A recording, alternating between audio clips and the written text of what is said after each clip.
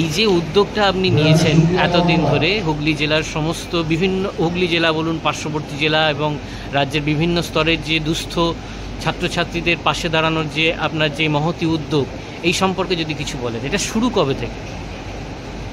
এটা শুরু আমি রিটায়ার করেছিলাম 2011 সালের পর থেকে।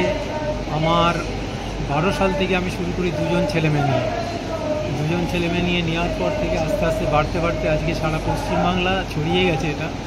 আমি আমার মা বাবাকে দেখে শিখেছিলাম যে কীভাবে মানুষের সেবা করতে হয়। সেখানে তাদের কিছুই ছিল না, অথচ এত মানুষ হুগলি জেলার বাড়ির থেকে আমাদের আসতো।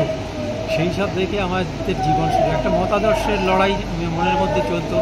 সেই মতাদর্শের থেকে আমার মনে হয়েছে যে এই যে বৈষম্য, এই যে লড়াই করা ছেলেমেয়েদের, এদের সরকারের যাদের দায়িত্ব তারা তো পালন করেনি। সুতরাং এবার আমাদের মতন কিছু মানুষ যদি সামান্যতম একটি মুক্ত খুঁজে বেড়ায়, তাহলে মনে হয় এটা সমাজের পক্ষে ভালো কাজ হবে।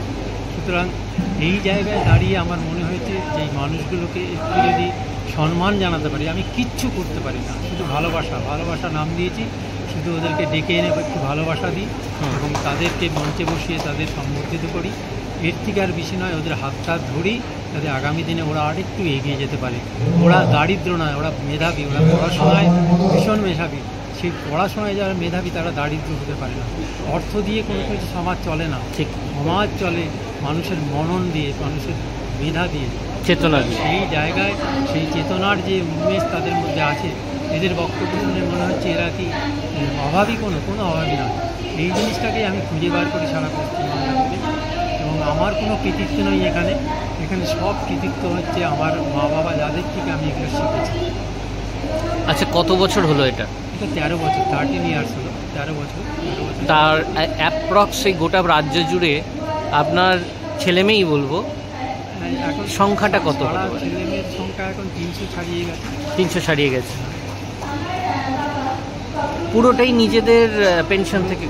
পুরো পেনশনটা আমার পুরোটাই দিয়ে দিই। এবং এখানে ধরুন আমি টাকার মূল্যায়ন করতে পারবো না তো এখানে। না, উচিত না। পেনশনটা দেওয়ার পরেও প্রচুর মানুষ তারা স্কলারশিপ দিতে আসেন এখানে।